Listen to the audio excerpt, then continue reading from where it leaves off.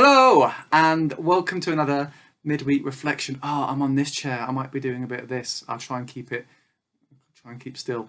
But as you can see, I'm back in Pontypridd, in my office that I normally hide away because it's normally such a mess. But I had someone working in this recently, so I had to clean it up. Hence why I'm in here. You may never see this again in one of these reflections. But it is good to be back. I had a lovely time away. More on Sunday for those who are interested. I'll show a couple of photos, etc. I had a lovely time with family and friends and just relaxing. But it is also good to be back. And in coming back, I came via London. Sadly, had a friend's mother's funeral to go to. But then got the train back to Ponty, which was all a bit of a weird experience. The first time on public transport since before the lockdown, mask, hand sanitizer, social distance, etc. But fortunately, I'm someone who generally likes journeys, generally like to travel, whether that's on trains, road trips, ferries, flights, whatever it might be. I'm a fan of traveling, of journeys. Someone said to me, this is a very male attribute, not something I get accused of often, and I don't know whether it is or not, but I do love all sorts of transport. Anyway, I'm babbling on, so I'm going to stop babbling and let me explain this better in the past. So I love transport hubs. I love coach stations, I love airports, and I love railway stations. And here you can see me at Paddington Station. And I love these places because amazing things can happen here. You see people going off on adventures, you see people returning home, ready to greet loved ones. And amazing things can happen in these liminal spaces. It was here, in fact just up there, that I first met some Simon Walkling and got to first hear about and learn about St David Uniting Church and Castle Square URC. And it was in this building that a refugee, an orphan there from Peru, first got greeted and welcomed by the Brown family. And it was even in this very station that my nan proposed to my granddad before the war had ended. So yeah, amazing things can happen at transport hubs, at stations such as this. But people are looking at me a bit weird, so let's finish the rest of this back at mine. So ever sweaty there, and far too much use of the word amazing. But I think I was just trying to get it done as quick as I could because people were looking at me as if I were a bit strange, more so than normally do. So yes, I do love transport hubs, and one of the words I used there to describe them was liminal spaces, which I think is true. Liminal coming from the Latin limen, which means threshold. So liminal means on the threshold. Time or space, a place that's between other times, between other things. So that destination, and when one journey has happened and another's about to begin, that time when you're between different states, different moods, different revelations.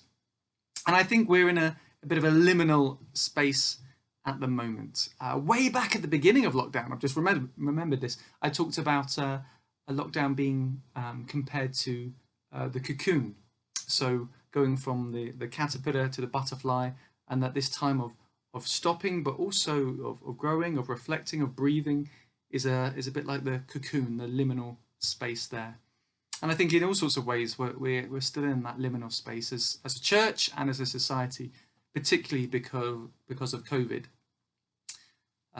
Just before I went on holiday, I shared some reflections with the churches to say that I think we've kind of are about to enter a new stage. We've had the first few months where we've just began to cope with the realities of life in lockdown and a global pandemic, and I think we've found a rhythm, a routine, a way of getting through that. Some of us have thrived, some of us have just clung on and survived. And I think now we're entering a new phase, a new stage, knowing that this is going to continue for a bit longer, and with questions, some practical questions, like when will church buildings be open, being real questions now.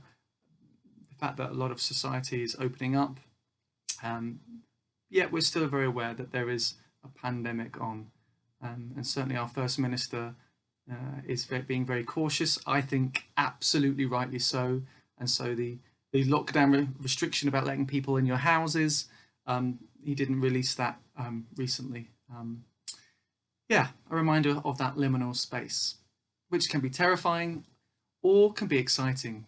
And I think it's true at the moment. There can be things that we're lamenting, the things that we're worried about, but also it's a chance to dream, to imagine, to breathe of what might come next.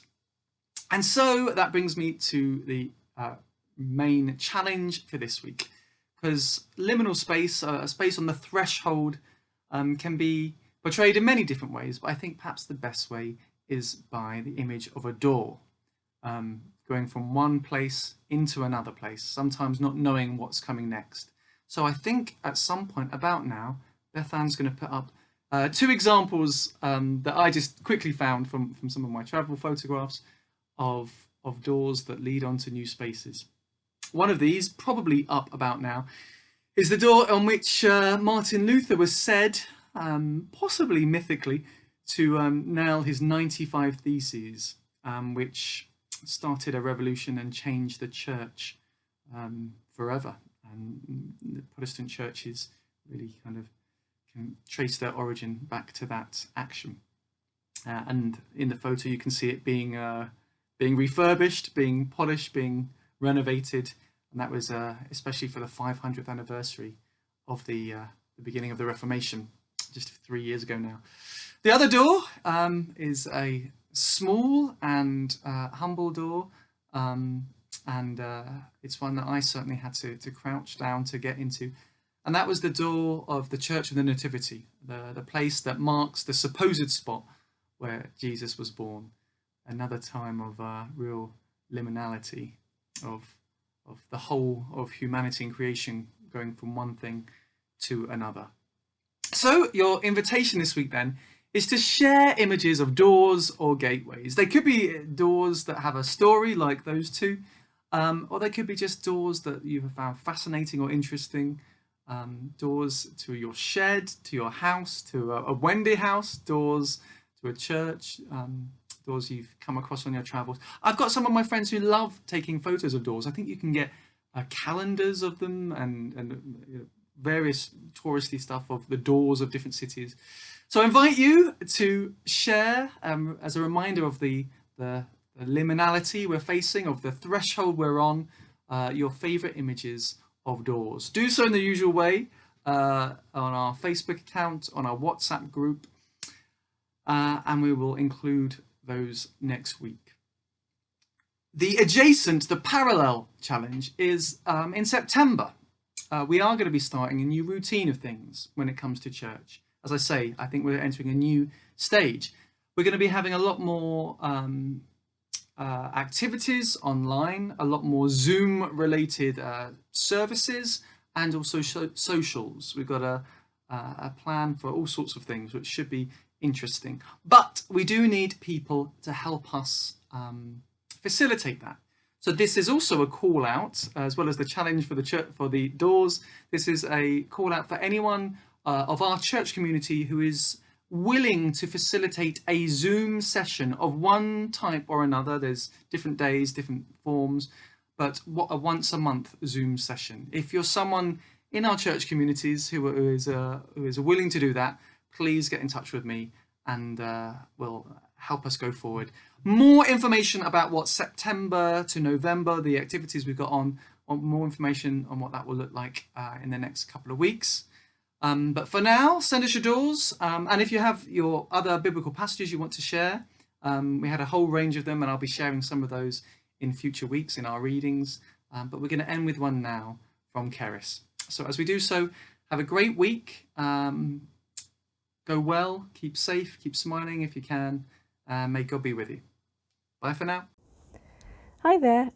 My favourite reading is from the letter to the Philippians. Finally, beloved, whatever is true, whatever is honourable, whatever is just, whatever is pure, whatever is pleasing, whatever is commendable, if there is any excellence and if there is anything worthy of praise, think about these things. Keep on doing the things that you have learned and received and heard and seen in me, and the God of peace will be with you. Bellach gyfeillion, beth bynnag sydd yn wir, beth bynnag sydd yn anrhydeddus, beth bynnag sydd yn gyfiawn a ffyr, beth bynnag sydd yn hawddgar a chanmoladwy, pob rhinwedd a phopeth yn heiddi clod, myfyriwch ar y pethau hyn.